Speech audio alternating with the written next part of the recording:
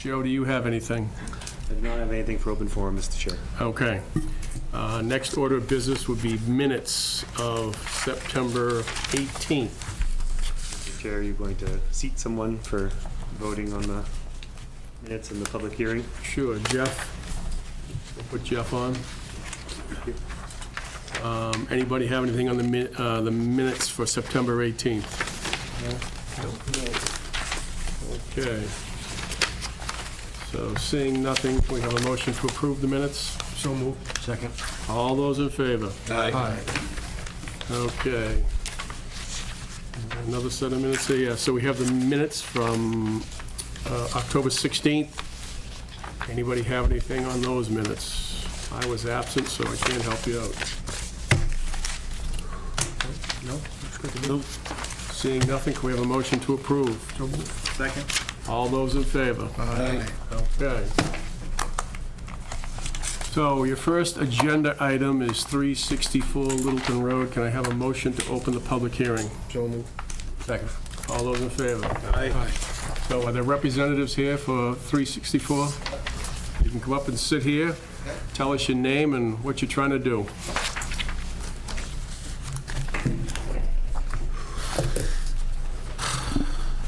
Members of the board, thank you for this opportunity to be here tonight and make this presentation. My name is Bernard Gibbons. I work for Larry Gordon, who is the owner of 364 Littleton Road. I handle all his real estate affairs, acquisitions, dispositions, and leasing. This is a property that he purchased from Robert Walker, who you guys are probably familiar with, another big landlord in the town, about 7 months ago. Larry also owns the Westford Regency Hotel. He also owns the Orchard Square Shopping Center right across the street from this property. So he's starting to develop a portfolio in the town, and he's an active landlord and is looking to try to grow his business in Westford. This particular building, and I want to apologize in advance, we didn't do a deep dive on the zoning prior to engaging the tenant that we have here tonight in discussions on leasing the property. Essentially, the building is built as an industrial building, and we came across a potential tenant that's currently located in Chelmsford. The name of the company is Impress Technology. Sam and Orglick are purchasing the business from Rita Mashari. The business has been in Chelmsford for 25 years, and there's been several reasons why they wanted to relocate. I think one of them was just to get a better type of space to, fit the growth of the company over the long term. When we were engaging in negotiations, our attorney, Paul Alphin, made us aware that in the zoning district commercial highway, businesses that'd be categorized as light manufacturing had a limit of 4 people could be working on the premises at any given time. So I was like, wow, that's kind of a little bit unusual, I thought, for the type of building and the type of proposition that we were making. So in an effort to try to see what we could do without, really rustling any feathers or getting, overly ambitious, I went and met with the planning department, Joe and Jeff here, and I said, here's the situation. We have this company, and essentially what they do is they manufacture what they call foil printers, and I'll let the owners of the business tell you a little bit more about that if you'd like to know. So I think it's less of a manufacturing process and more of an assembly process. So they build these machines, on site, and then they ship them out, all over the world, basically, to customers that need these things. So I thought to myself, I didn't think it was overly ambitious to try to see if we could get a use variance to bring a business like this to Westford. There was nothing controversial about the use that I saw that would really, make waves with the butters or the general public. There's no chemicals being used. There's really no noise that's produced. There's no high traffic demands, in this particular business. So the company that we had in there, AVDG, which was an audio-visual company, they used to install video and audio equipment in businesses and residences and conference rooms and things like you see there. And they had a really busy operation there with 12 people there. And the zoning opinion I got from the town that it was, this would be a less impactful use, than the actual what was previously there. So I know variances are, they're always about, what makes sense, and also hardship is a big part of it, and I just think, the hardship that we're trying to convey here is that, commercial property and commercial leasing is very slow in the Commonwealth, and, especially in Westford, I know I've had a lot of experience leasing at Orchard Square, and, it's really a slow go, and, it's not really it hasn't got a lot of headlines as far as, economic, development, like we've seen with the election and things like that, commercial real estate doesn't get a lot of headlines, but it's struggling, there's a lot of vacancy, the office market, life science market, now it's really starting to seep into the industrial market as well, so I think, we thought it was a great opportunity to bring a good, viable business that's been around to move from Chelmsford to Westford. So the company currently has 5 employees. They have modest growth plans over the year, anybody would want to grow a business, over time. So yeah, I think that's all we're really trying to ask is, it's going to be a low impact use compared to what was there before. The building itself currently has like a roofing company, it has an HVAC company in it, it has a printing company, a marketing company, and it also has a Taekwondo company, which a lot of times you'll see athletic uses will want to be in sort of industrial buildings because of high ceilings, things like that, and a cheaper rent as well. So yeah, I did. I brought Sam and his wife here, and the owner that is selling the business to them to answer any questions you might have about specifically what they do and what the operation's going to be like, and. So yeah, we're looking to get permission that to move this company to Westford. And we need relief on the 4-person rule, which maybe in this case it doesn't make a lot of sense, to adhere to that strictly. So yeah, we humbly ask that, and open to questions, and certainly open to questions to the potential tenant. Okay. I've got a lot of numbers on a lot of pieces of paper. What's the actual square footage of the spot they're leasing? The square footage is 4,200 feet. Okay, there is a floor plan in there that shows the actual dimensions of the space. And how many square feet are you leaving? I'll speak here. Can you come up to the microphone, give us your name? Okay, so Rita Mascari, owner of Impress Systems. We've been in business for 25 years. Before I answer that question, just wanted to give you one more piece of information. It says light manufacturing, but we're really assembly and test.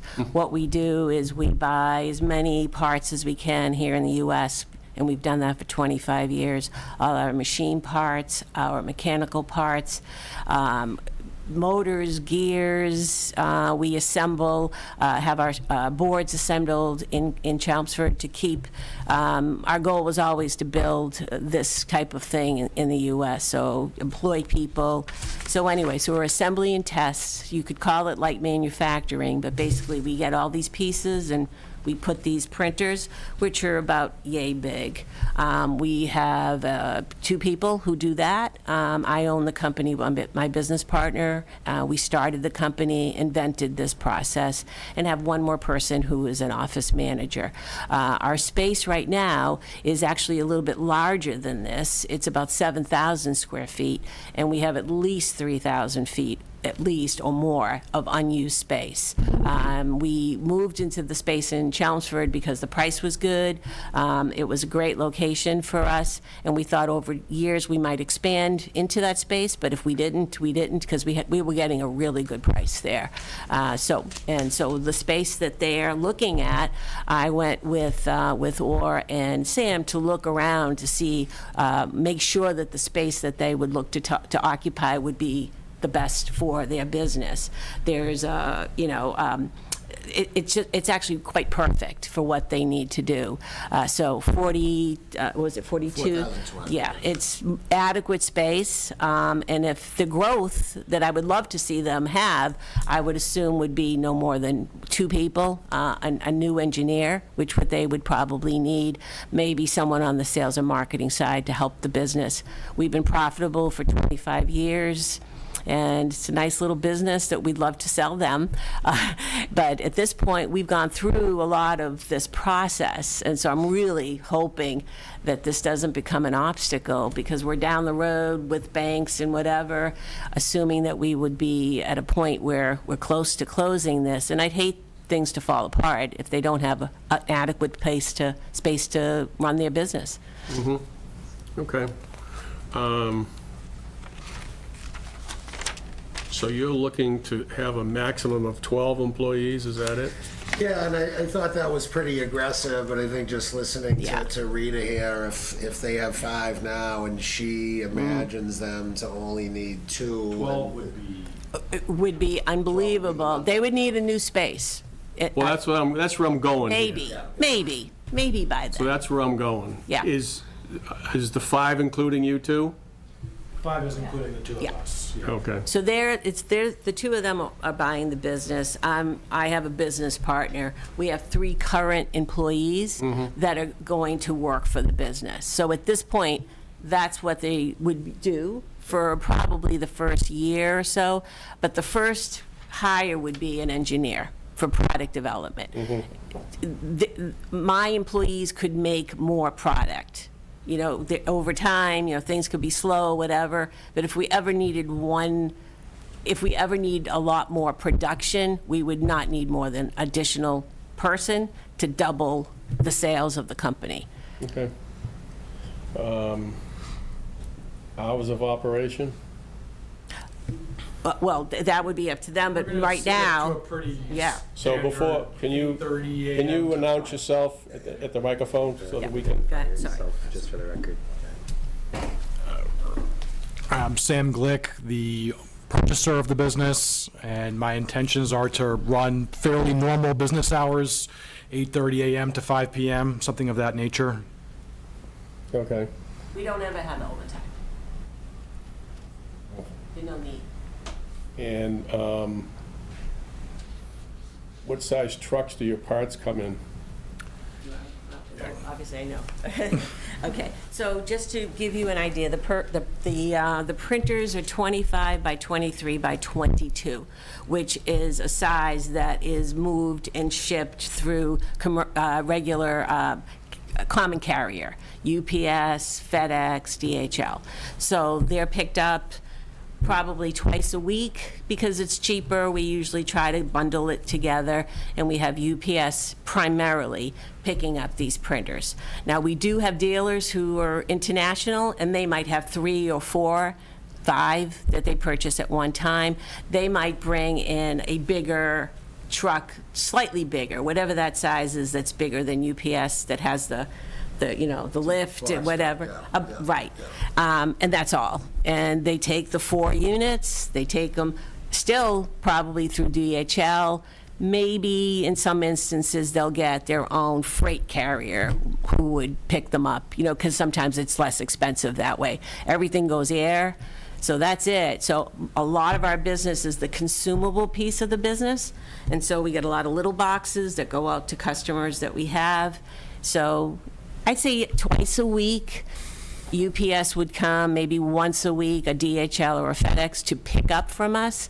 But they might be delivering pieces as well. But all our pieces are, the biggest part of the machine is the table, which is 21 by 13 inches, and it's about this thick. And it comes from a company that's a local company. So they come and deliver it in their truck. Okay. What about the rest of the board? Any more questions? Is it just so they're moving from your spot then? Okay, Yes. so your lease is over, right? And that's Well, why yeah. I mean, the way this worked out was that we're moving out. This building is being renovated, and they're going to be renovating it in about a year. So Sam didn't have the opportunity to take over that space because the landlord wasn't going to give him a 5-year lease, which was required by the bank. Otherwise, he could have just stayed in our space and stayed in Chelmsford, but he couldn't get the longevity on the lease. So we all said, okay, well, he has to find another space, and this was the space that seemed the most apropos for the business. All right. What's a foil printer, though? Yeah, What- yeah, so it's our invention, which is actually kind of cool. Typically, if you are laying down what's called hot stamping foil, you might put it onto like a greeting card or a book that has your name on it. It's in gold foil. Lots of other applications for it. Typically, you would use what's called a die. It's a hot stamping die, and it's an etched piece, and you come down with a 1-ton press onto it to transfer the foil. What we invented was a way to do it with a computer. So basically, you take a file, you put your name, Paul, and you send it to the printer, and it'll print directly on the book or the card. And this was a big deal back when we developed this. My business partner's an engineer, and he came up with this idea, and we sell them all over the world, which is kind of cool for such a small company. We only sell maybe 200, maybe 250 a year, but they go everywhere because wherever the need might be. A lot of them go to the military because we're a U.S. company. What we sell that to them for is if you ever look at a flight suit, if you've ever seen Top Gun, and you see he has this flight jacket and it's got the emblem on it with his name, that was printed with our printer. I'm positive of it because the USMC, the Navy, and as of today, by the way, I didn't tell these guys, we sold one to the Air Force. So what they do is they word of mouth, one guy to another, this printer, they can make one of those badges in 6 to 10 seconds versus 20 minutes. So it's a nice little product. I'm only selling it because I'm 73 and I need to retire. I have no interest in getting rid of it, to be honest. What the heck, you're still young? Well, my husband doesn't think so. He's been retired for 12, 14 years, so it's time, Yeah, yeah. But I mean, it's I my have baby. a few of those that, my son was in the Navy, so I have a few of those. Well, okay, then you know exactly what I'm talking about, all right? I can tell them where they came So from. there's the foil. There's the foil. That's Yeah, the okay. foil, yeah. So anyway, it's kind of a cool company. We're looking forward to them getting busy and owning it, and getting this done. Anybody else on the board have any questions? No. Okay, so let's get around to the 12 number. Is that a hard, fast number, or do you think 10 would be a good number? I really wish it would be 15, to be honest with you. So 12's pretty hard. I've got Okay. big plans for this company, ambitious plans, and 12 is a number I'm happy with, but less than that, I don't know that I would be. We came up with the 12 number based on the last company that was there, AVD. They had 14. They were at their maximum, 14 were working in there, and this comes right from their general manager. I just said, hey, listen, when you were in there, like, how many people did you have working? He said 14, right? So, and it was very comfortable, and nobody seemed to really. There's a lot of parking on the site. There's plenty of room to flow. I think 12, you wouldn't even notice, you know what I mean? Yeah. You really wouldn't even notice, so, I think it's a good spot for it. yeah, I think it is. All right, so if we have no other questions or concerns, Anybody have any orders of conditions? There any Since we comment wanna from check from the from the- audience? Oh, yeah. the public? Anybody in the audience to speak in favor of this? Anybody in the audience to speak in opposition to this? In favor?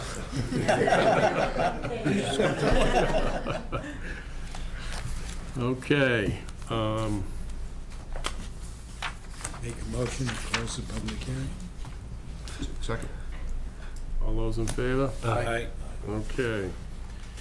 So we are looking for a use variance to allow light manufacturing with more than 4 employees at 364 Littleton Road in the Commercial Highway District. Can I have that motion? Not to exceed 12. Not to exceed 12, correct. So moved. Second. Jeff? Yes. Scott? Yes. Jay? Yes? And Dan. And I will also vote in the affirmative. So, you're set. Staff has, was it 14 days to write the decision? And then there's a 21-day appeal period.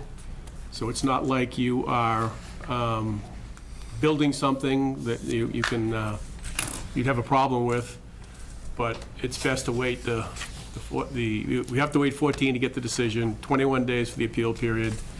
And I can't see anybody appealing this, but who knows? Could I ask, just, is there any way to speed it up? Because the process for us as the seller is that we've set this all into motion, not knowing that this was going to be an obstacle. And our moving the purchase of the company into next year has really significant consequences to myself and my partner and everybody else. So I'm going to ask you, is that dead whatever, or is there any way to move this along? Well, the 20-day appeal period is That's it. It's state requirement. We have a maximum of 14 days to write the decision letter. We're usually much quicker than that. Okay, That's the maximum where we have to write the decision. okay. All right. So reasonably, so if we start Usually we're a couple days. a couple of days, okay, I appreciate that. Thanks, So you know, I think it you're gonna be really all makes set a big time-wise. difference. I'm sorry? You're gonna be all set time-wise. I Okay. mean, you're only gonna lose a little bit of time for Thanksgiving, a little bit of time for Christmas, and these guys are very good at getting these things out. Okay.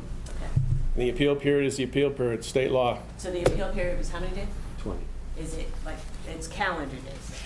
Calendar Yeah, it's days, so calendar. if we add that to a couple of days, we might make it. Have a New Year's Eve, a Christmas Eve closing, that's all. Yeah, well, see, the problem with that is, I mean, I will be honest, my business partner is being difficult in terms of if it goes into next year, he may balk at me. You know, he might balk at the whole thing. So I'm just placing this on you. We'll get it done. To help. It's beyond us, above our pay grade. No, the 20 We did what we days, had to do but the- tonight. but the 10 Merry days- Christmas. All right. Tell them Merry Christmas. Gentlemen of the board, thank you. Thank you so much. Good luck, welcome to Westford. Anytime we can steal business from Chelmsford, it's a win. Well, you only do that if you close before the end of the year. I'm just telling you right now. And We're getting strong-armed here. Yeah. no, I'm being sincere, I know. okay? Thank you. Have a good night. Okay. The next item is a general business item on 4 Hildreth Street.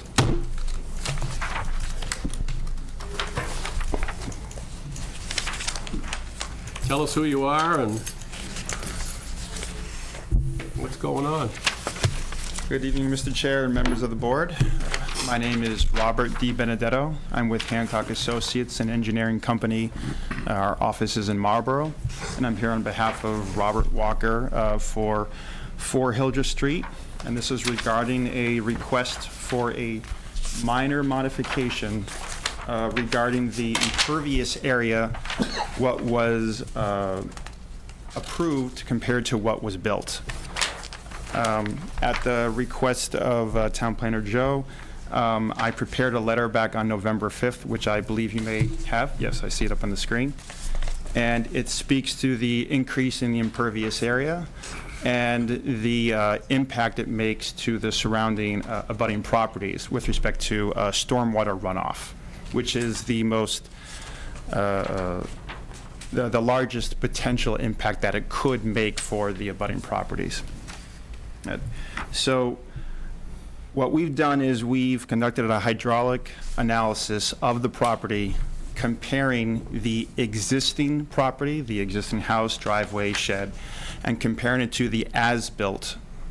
And what we saw that there was a very small increase in the stormwater runoff leading to the abutting properties. So just to explain that increase, Mass DEP requires for larger scale developments a stormwater analysis that includes 10 standards. Standard 2 regards to the attenuation of stormwater between the existing and proposed condition. The hydrologic analysis we use, a water modeling program called WestfordCAT, is generally accepted by all jurisdictions and by the state. And the assessment we make is that if the stormwater for the development matches or is within 0.1 cubic feet per second, 0.1 CFS, then that meets the standard. When we speak with town peer reviewers and other jurisdictions, everyone accepts this as the standard. That even though there might be very, very small increases, they are negligible and they meet. I bring that up here because for this single-family house, for this analysis we provided here, there is a very, very small increase, 0.05 CFS, less than 0.1. And for the storm that we analyze this for is for the 100-year storm event, which means the storm that occurs once every 100 years. It's very, very infrequent, and it's a very large storm. Comparing these values, the runoff is very minimal, and therefore the increase is also very, very minimal. Because of that, the letter we provided states that there'd be little to no additional impact on the abutting properties due to stormwater runoff. Really, the little to no additional impact is really just a blanket term because we don't want to speak in absolutes, but for all intents and purposes, there would be no change to the runoff leaving the site for any of the abutting properties for any given storm, given this proposed development. The other thing I want to note is that the flow that was calculated here assumes that there is a concentrated location, one analysis point. That's typically how the water model works. In this case, there is water that leaves the site at multiple locations. So even though there is a cumulative amount of 1.2 CFS in this case, it's not concentrated in any given area. So even for this large infrequent storm, there's even that much less of an impact due to the development. All to state that this increase in impervious area does not affect the abutting properties. And to that end, we'd like to, the request for the minor modification is just that. It's a minor modification. There was an increase in impervious by the driveway and the patio in the back, but it has no effect on the abutting properties due to drainage. Okay. So this particular project, the neighbors were adamant, as were we, that they didn't want water running into their yard. Okay? Now, it sits higher, it runs down into the back, and I'm a little befuddled by the fact that you couldn't get the impervious surface correct as it was submitted to us.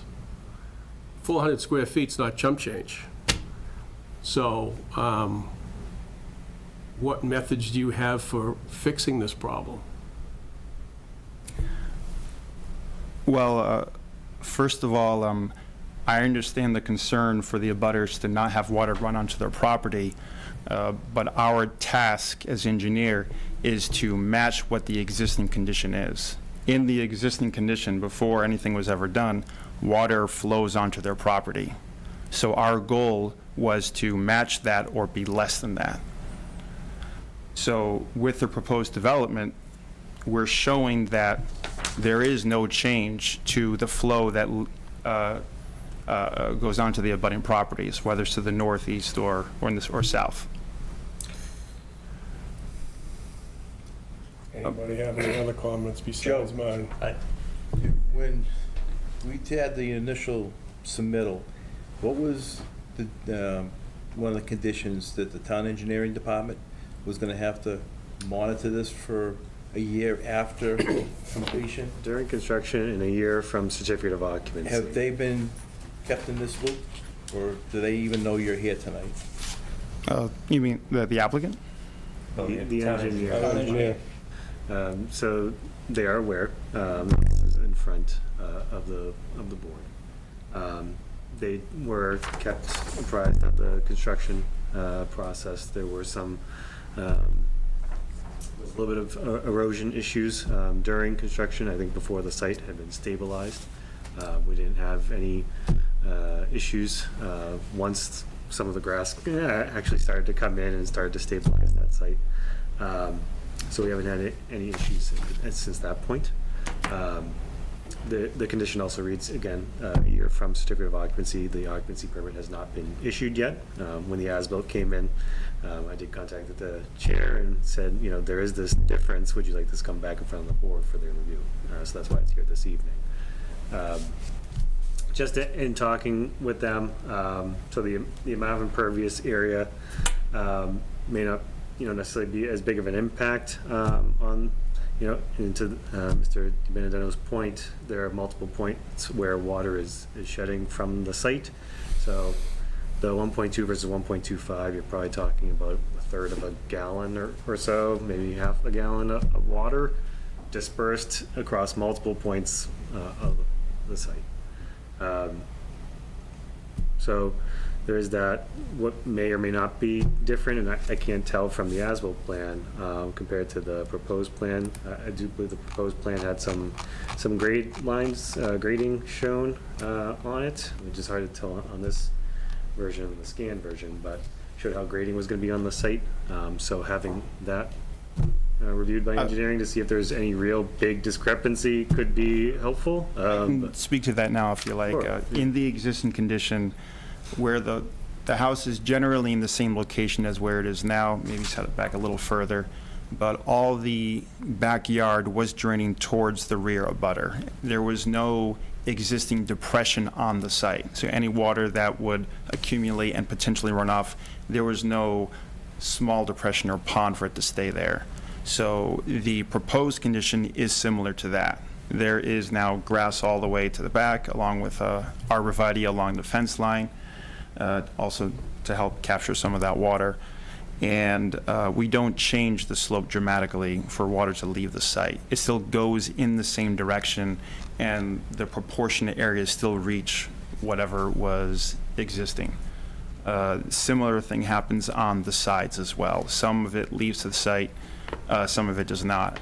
I don't believe there's any, there historically was never water leaving to the south of the site. It kind of just ran from front to back, and it still does that now. Although this grade is higher than what existed. That's true, but since it was running basically parallel to the property line, it makes very little difference along the south side of the property.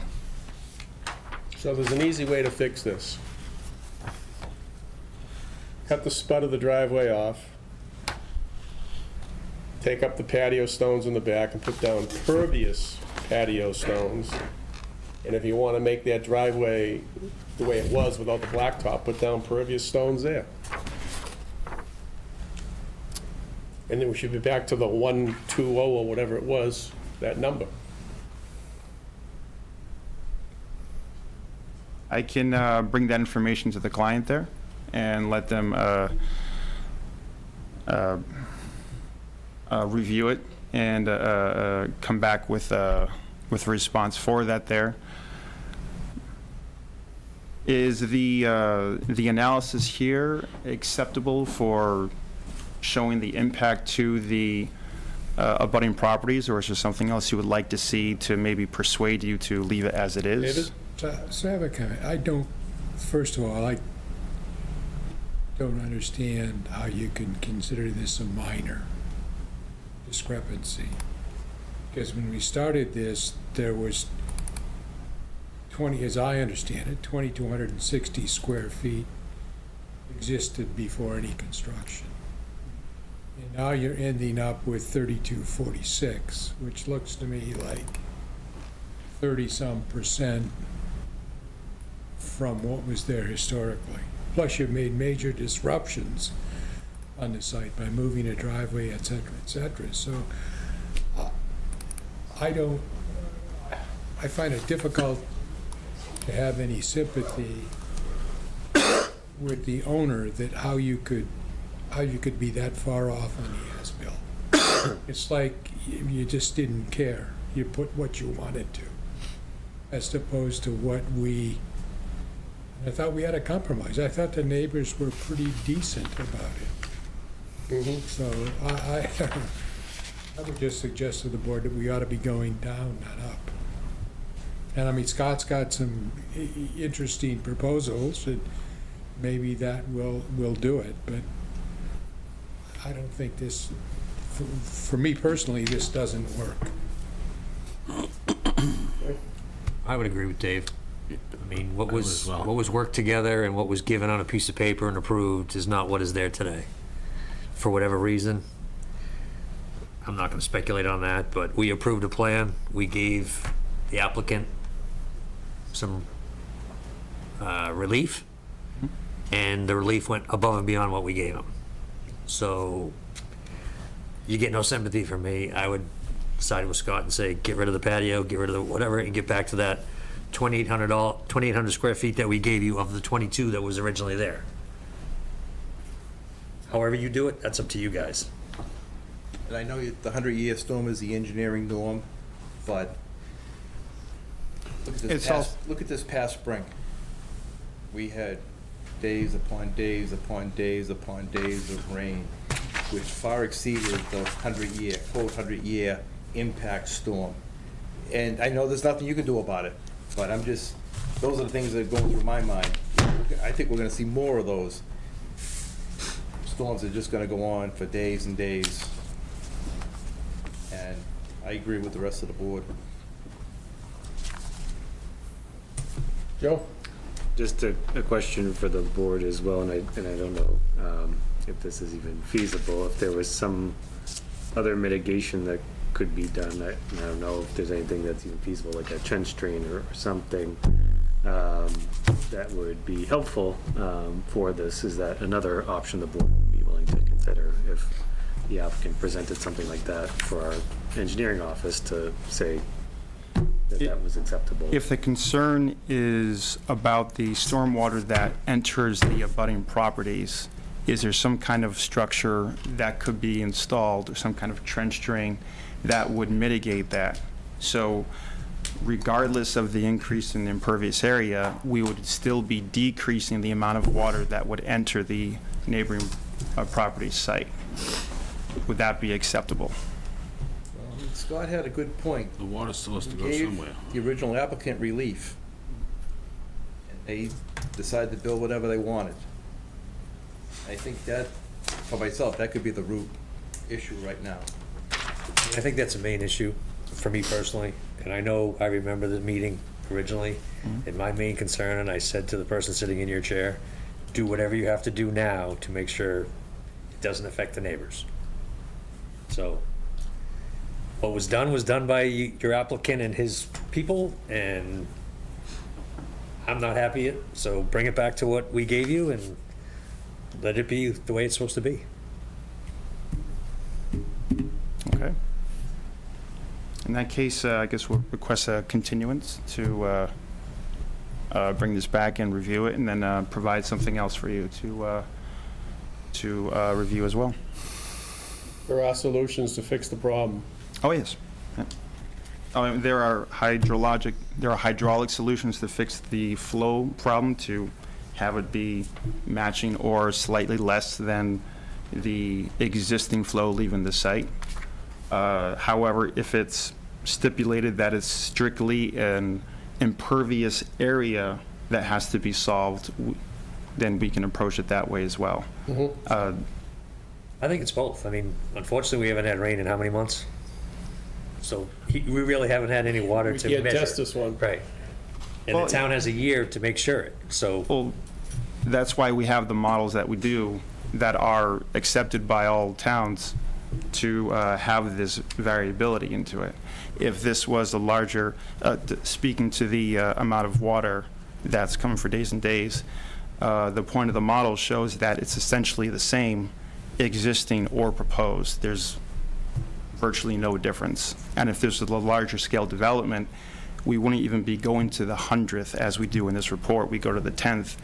It's a rounding error. Like, that's how close it is, and it would just meet the standard. So, but I understand your position, and we will look at the alternative to remove a portion of the driveway and to create a pervious patio in the back. I think the client may want to introduce some kind of hydraulic structure to specifically show a decrease in the amount leaving the site as well. If, just a question for the board, if that shows that there is a decrease and that it does function, will that be acceptable in lieu of removing the driveway or the patio or both? If that shows that we do have a reduction. So it's going to have to be a significant reduction because your 120 number or 12.05 number is based on an inflated amount of impervious surface. You follow me? No, it's not. The 1.20 is based on the existing condition. The 1.25 is for the increased amount, a 0.05 difference for the 1 in a 100-year So when storm. you say the existing conditions, as it sits today, No. The as it existing was condition. before Before you started construction building. started, yes. That's what we're comparing. The existing condition was the original house, the original driveway with its driveway connecting to Hildreth Street. And then the proposed is what is there now, the as-built condition. This increase compares those two models, and which is why it's important to note how negligible an increase it is for this, regardless of the increase in impervious area. The reason why it's so close is because it's such a small lot. There's just only so much water that can be generated on a lot of this size, regardless of how much impervious area there is. So to that end, that's why it's a 0.05 CFS difference for a really, really large storm.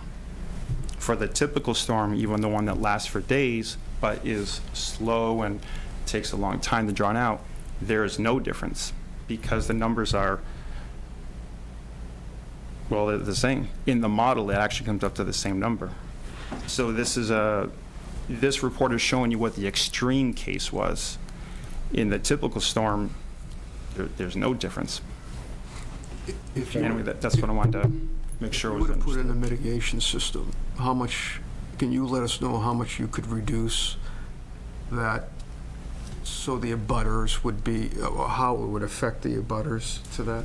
Well, without going into, I'm not saying Just, tonight, but I'm just saying if you come back, that would be interesting to know, because obviously the less impact there is on the neighbors, maybe the more favorable I might be towards that, that's all.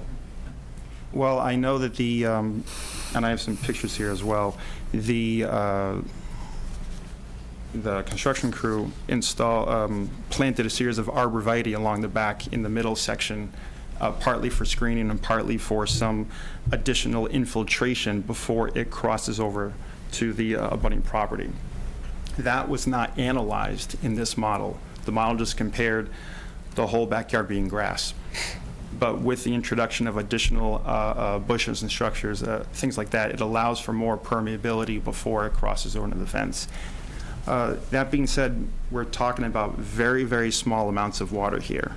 To introduce even maybe 20 square feet of some trench drain, a very small amount, 2 by 10, that would be enough to decrease this to less than 1.2, which is what the existing condition was. So again, we're not talking about large differences here in terms of mitigation. No, we are talking about a change in plans that was approved. That's true. So So And before those were installed, they should have gone to the town and asked, is it okay if we do this? I agree. So I agree that- I understand, and I completely Yeah. understand exactly what you're saying about the runoff and the water, but this, to me, is a principle thing where you were given this relief, and you took more than you were given.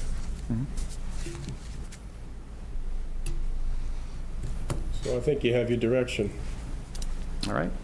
Then we'll formally request a continuance, and then we will provide the board and you some alternatives, and we can see what works best for everybody. Can I make, is it worth the town engineer to take a look at that before we maybe comment on anything that is presented here, I guess? We could certainly ask them to take a look if that's the board's wish. I'm having a little trouble here, Jay. We had a lot of discussion, we had a lot of neighbors here. We came to an agreement. You had, I hope, direction. You ignored it. And now I find it, I honestly kind of insulting that now you're trying to negotiate an alternative. And I think we've clearly given you some guidance. The chairman has suggested what you might do to mitigate it, and I think that's where we ought to go. You shouldn't come up here the next time around with all new plans to extend it. Get back in compliance, and then let's figure out where we go. So, We don't know, and we don't, and the point was made, the weather is changing. That's about all you can say. The 100-year storm mantra does not seem to work anymore. It works sometimes, but sometimes it doesn't. Joe? I guess I have a question. So if the applicant presented a plan to the town that demonstrated the 2,800 square feet of impervious area, would you even want to come back to the board, or would you be comfortable at that point with us moving forward? I personally think he should come back. Okay. I agree with Dave. Okay. Yeah. yeah, to come back, okay. All right. Then final question for that. If we'll come back and show that the impervious area matches what was per the design, then there's then we can get the approval at that point, correct? Because by doing so, that would then lower the amount of water leaving the site, so we'd be in compliance there. All right, if you're in compliance. Yeah. Yeah, Okay. you can get it. Sure. It's already been approved. All right. All right.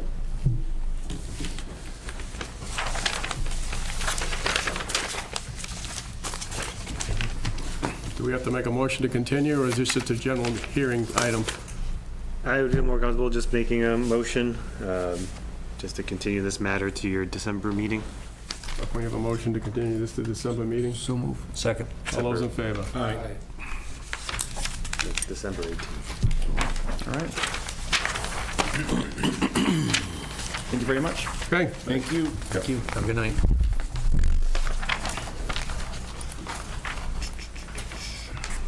Why do they make these so small? You can have a hard time. I can't read these numbers. Okay, the next thing under general business is 6 Craig Circle. Come up to the front and tell us your name and My name is Michael Jineku. speak loud, please. Michael Jineku. And she's my daughter, Malina.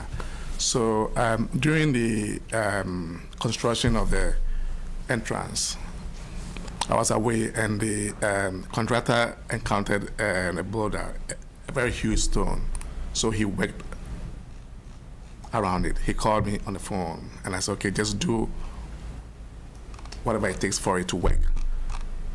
I didn't really understood the implication of it until during the final inspection, I was made aware that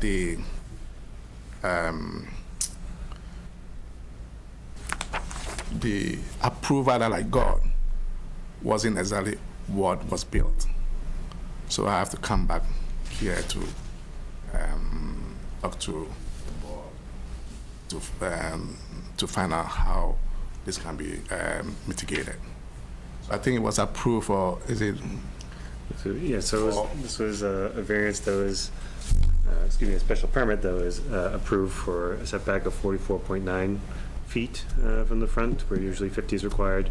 So the as-built plan shows it to be 41.9 feet. So it's a 3-foot difference there. I think it's primarily from kind of a bump out that is The entrance. at the entrance, making up that 3-foot difference, which wasn't shown on the proposed plan. It looks like it was pretty flat across the front, but now there's the 3-foot, I guess, bump out for the entrance. So the front of the house, wasn't bumped out also? It was bumped out, but we came for special permit, and then we planned to increase it by, I believe it was about 3 feet that we asked for, but then it ended up to be like 5.5 feet. And why did it come out that way? There was a very huge stone in the middle when the contractor was digging. He came across this huge stone that he couldn't cut through, so he worked around it. Well,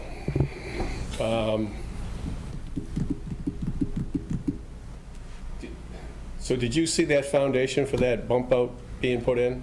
I saw it, but I didn't pay attention. I saw it. So were the existing steps removed? Oh yes, so the old steps were all removed. The front was completely demolished for the new for what was approved to be put in. So when he was constructing that, he realized that there's a huge stone he couldn't go through, so he went a little further up the stone so he can get the depth that is required. So I went by and looked, and it appears to me that the front steps were not removed. He blocked over each step and all the way across to create the foundation. So in other words, the existing steps are on that house. No. Six Craig Circle. Yeah, I so, was here 3 hours ago. okay, so what do you mean by the existing steps? So you can tell that there's a poured concrete foundation for part of that. The rest of it is block, and the block is like a sawtooth. It goes like this. Okay, so the foundation is what we are talking about. The foundation is what went beyond. What you are saying is a slab that we put on for the steps. The initial plan, we were to have the steps after I can explain it here, but from the front of the house to the bumper was going to be about 4 feet or something, or 3 feet. I don't have a drawing here, but about 4 feet. So he went beyond that to about 5 feet. So from the front of the house to where the concrete ends is 5 feet. Then after we had the steps.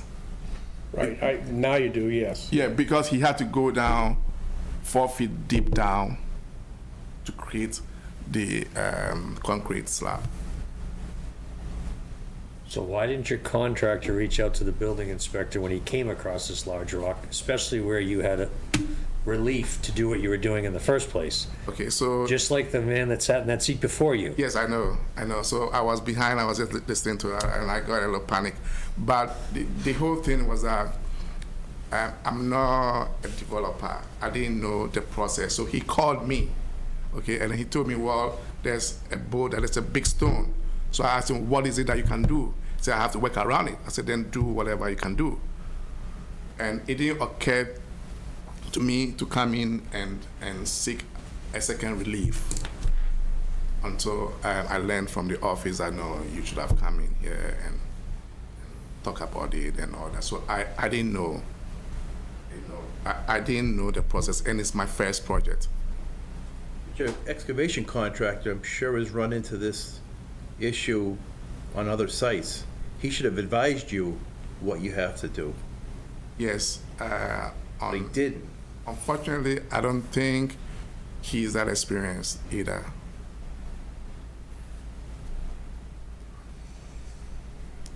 Okay. Well, So I'm here to sort out a mitigation, how to fix it. I'm not, and I don't want to break what is being built, but I want to find a way around it so that it will work for myself and the board as well. well, the way around it is make it conform to the plan you submitted, what we gave you the variance for the special permit for the first time. Yeah, but Your Honor, it's been built, so that means I have to break the whole thing and then go in and cut through the rock. That's. So today you can cut through the rock, but when you were building it, you couldn't cut through the rock? No, there's no way we can cut. That rock is huge. I mean, it's very big. So if you want me to go back and follow the plan, that means I will not be able to do it. They do make hydraulic hammers to put on an excavator to break up rock. Yes. And a lot of times when you deal with either ledge or big rocks, they can drill it, pin it, and maybe pour a slab on top of it. So that there are many standard construction processes Yeah. to deal with that. Yeah, I think this guy is also not equipped, and he didn't have the tools, and I didn't use it right. I think the fault is on me.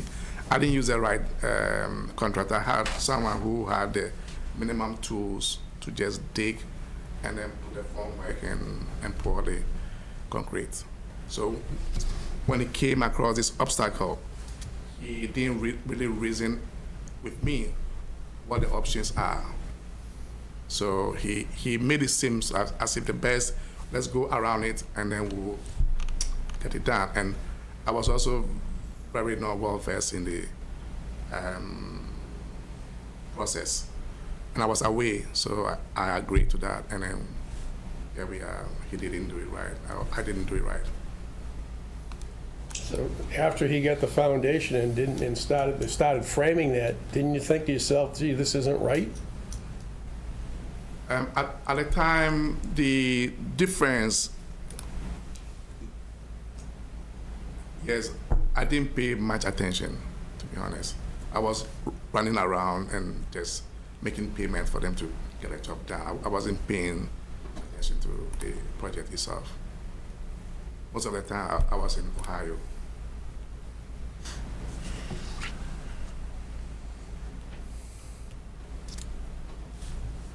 All right, does the board have any other questions?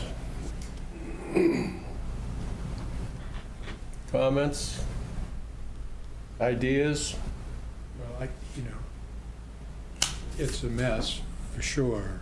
But I think you have a resident who was not as knowledgeable about the process as he should, but I guess I would ask, maybe we could have some forbearance here if this, what is it, 3 feet we're talking about? Mm-hmm. If that doesn't have an adverse impact on Craig Circle. So I guess I'm, On what, again, Dave, what was it? no, if there is no adverse impact on the neighbors, I'm suggesting maybe we should give him forbearance. Maybe slap his hand and say, next time, pay attention, but maybe grant him the relief he needs. Are you building the house across the street too? Is that your profession? Are you a builder?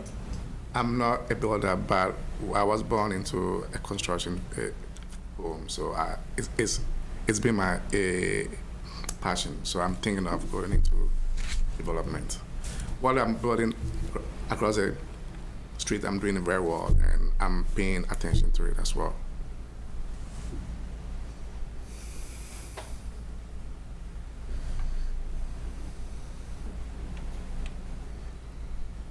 So you've been around construction before.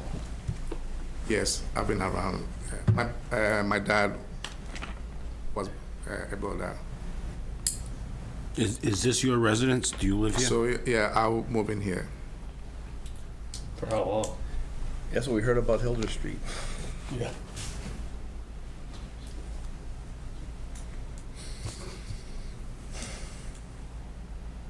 I mean, I think the only way you can find out if it's a detriment to Craig Circle is we've got an abutters list, send out some type of survey or something and say, how do you guys feel about this?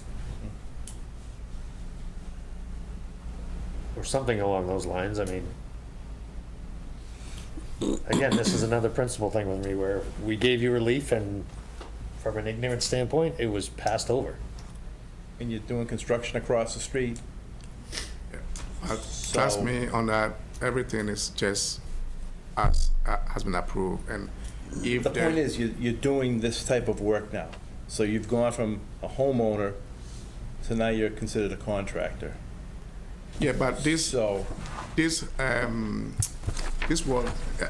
project has been about a year or even more. So this is the first one, and I think I use this as a learning period, because during this process, I learned from Henry when he was here that every step, even I was trying to develop the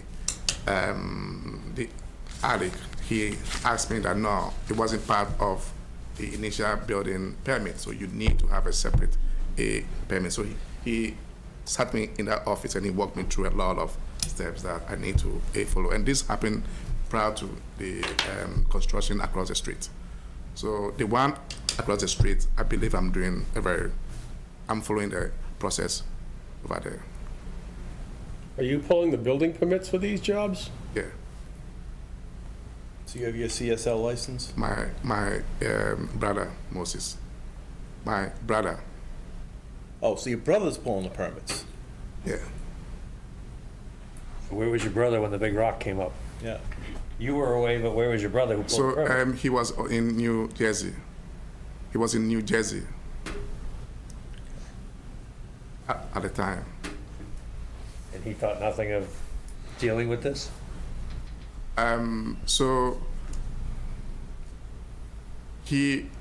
So I got a call, and I don't recall informing him about it.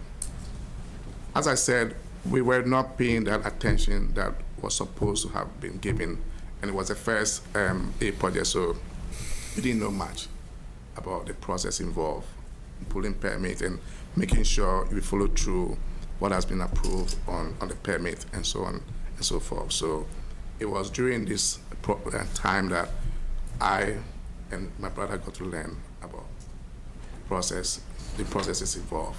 So your brother's still learning about the process? No. But he has his CSL. So how did he get his CSL license? So he wrote the test up in the state board. He learned and he did that. But then when he put a permit, not long he went to New Jersey.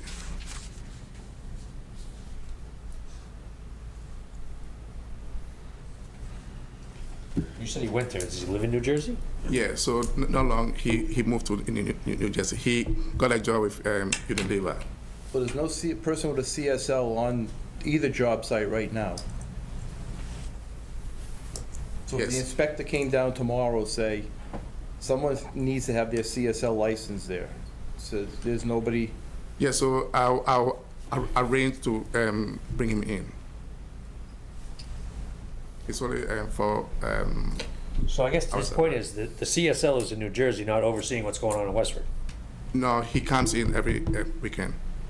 He's here every weekend. yeah, but this happened during the week when he could have oversaw it and said, no, you can't do that. Yes.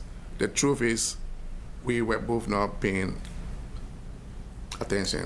I have my primary business. I'm into healthcare. I have one here in Chelmsford. I have an office in Chelmsford, and I have an office in Columbus. So I'm often away, So this happened when I was gone. And I go for 6 to 8 weeks at a time. So it happened when I was gone. And that's fine, but your brother's holder of the CSL license that pulled the permit, he needs to be overseeing the project. Not from New Jersey, from 6 Craig or 8, 9 Craig, whatever the address is across the street. And that's a big problem in the Commonwealth that we're seeing everywhere. All right, It's a huge problem. Okay, I'll ask him to either, if he's not able to weekly supervise, then I'll have to change to I mean, find. we can report him to the BOSS, and he can lose it. All right, we'll fix that. I'll explain that to So you. to Dave's point, I mean, if you were a homeowner and this was your own house you were doing the work on, I would look at it differently. But now you put the contractor hat on between this and the project across the street, I don't see where I could say, yeah, I can give you the relief on the 3 feet. That's just me. However, the rest of the board feels. So I wasn't ignoring his office, and I wasn't ignoring the building. Oh, no, we're not saying that you department were. as well. But what happened was that it's purely oversight. Okay, I didn't look at it until I was told that no, this wasn't what was approved. I wasn't looking at it, and it also was it wasn't it was just a piece of the permit. The main permit is the garage, and then the master suite on top, and then the family room on the right. Those ones were built exactly as approved. This addition was just a little one, a very small one, so it just, I didn't get it right there. So that's what happened. And so if I have to go back and do it the way it was approved, it's going to cost me a fortune, and I'm only pleading that you give me this relief, and going forward, I'll make sure I follow everything and do it very well going forward. Well, the issue is this: you came to us and asked us for relief. Then you went ahead and did something. Different. So now we kind of look stupid No. because you disregarded the relief you were given. Whether you were there or not, whether the contractor was there or not, it really doesn't matter. You know, you had the plan, you didn't follow the plan. Now you're coming to us and asking us for more relief. I don't know. What's the board want to do?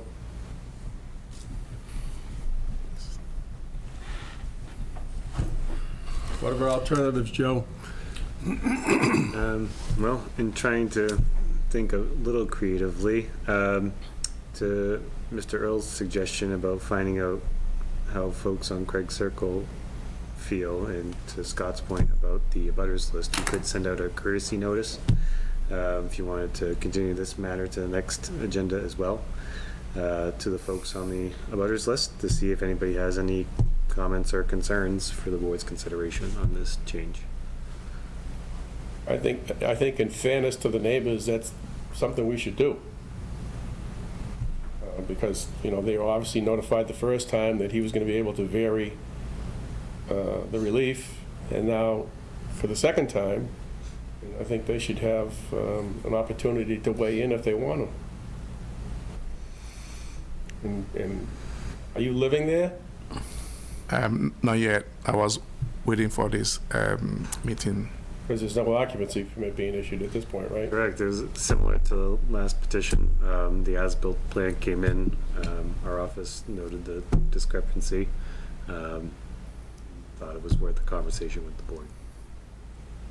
So I'd be in favor of sending out some sort of a notice to the abutters, see if you get any comment back, and then have them come back in December. Yeah. And depending on the amount of comment, you know, we may have to open up a public hearing if we get a lot of negative comment.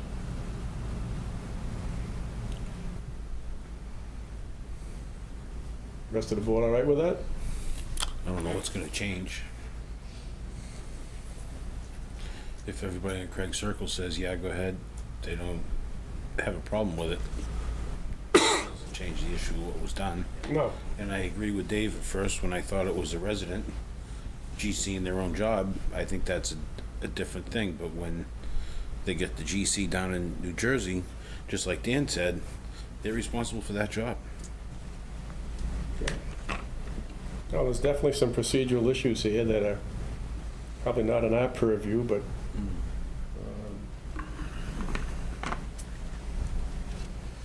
Yeah, we're literally caught, between a rock and a hard place, right? I guess if, we do get some favorable, or there is no negative comments from the abutters, that maybe at that time we can get a better feel for it, I guess. I'm not sure if we're gonna change our minds, but at least we'll have additional information that, to your point, if there was a public hearing, then people would be able to weigh in on that 3 extra feet, right? And that they may have weighed in differently when they originally submitted that application, so I think that information is important enough for us to know. Yep. Is that rock in the crawl space of this addition? No. The cross space is where the family area is. It's on the right side. It's not there. So there's no, this is a solid slab underneath this addition? Yeah.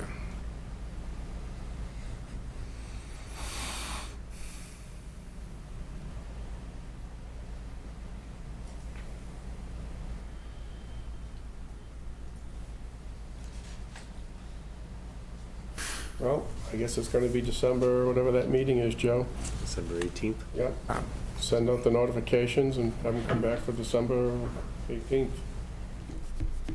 I guess we need a motion to continue this to December 18th. So moved.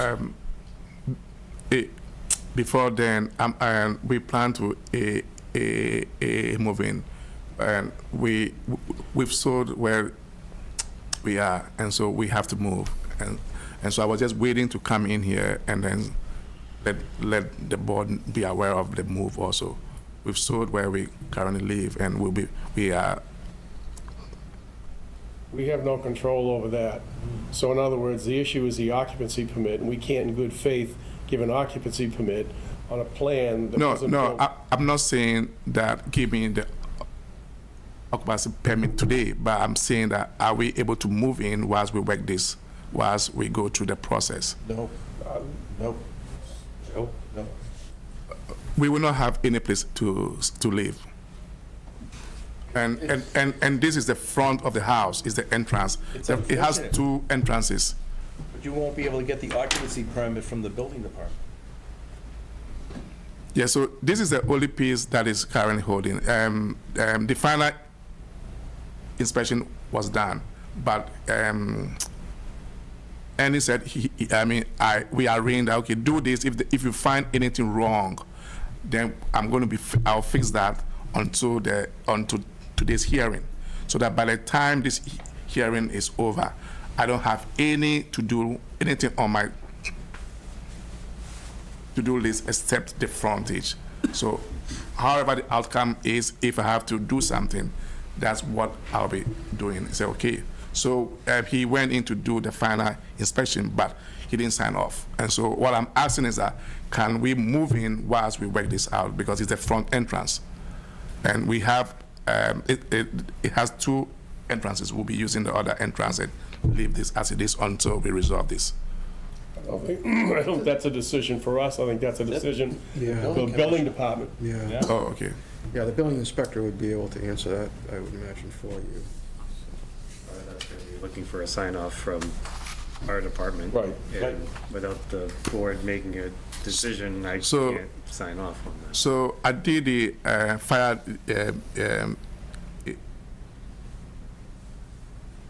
department has come in, the assessor has come in, and so what is really the remaining item is just to work on this 3 feet, 2.5, 3 feet deal.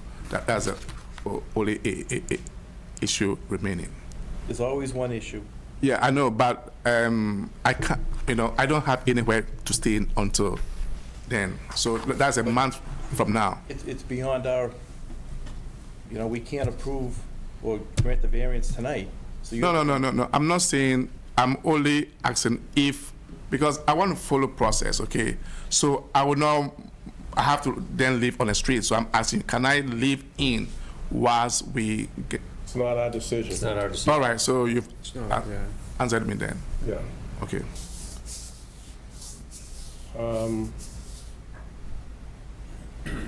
Continue to the December meeting. I got a motion, a second. All those in favor? Aye.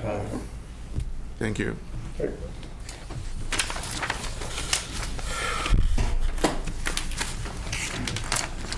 Okay. Correspondence, reports, and updates, Joseph? Well, you also have your 2025 calendar. Oh, yeah. here. So, you don't have any... Before we get into that, did you have a question? Yes, so, what is it that I have to do? I have to do anything or I have to do? You have courtesy notice to the abutters. All right, but I don't have to do it. Or to reach out to any abutters out there to get their opinions and see what they're thinking while you're waiting in the intro. All right, So thank you. can I just suggest, okay, so you understand what you're being asked for. To consult with your neighbors and try to get them to say, we're okay. Oh, we are not So, okay. Joe can get you the list of the abutters, but you should be proactive. I would suggest you don't wait for them to respond, that maybe you go knock on their door and introduce yourself and explain what you're asking. Is that, and if it's not outside of it, maybe Joseph could help you sort of expediting getting that list. Thank you. All right, Joe, back to the calendar. No conflicts with any holidays or anything of that sort, minus one submission deadline for applicants around July 4th of next year.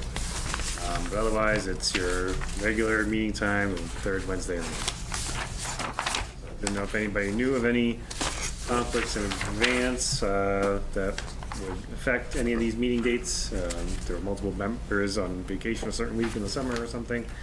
But we'll at least get this over to you, get it on your radar, and start planning accordingly. Yeah, I think it's fine.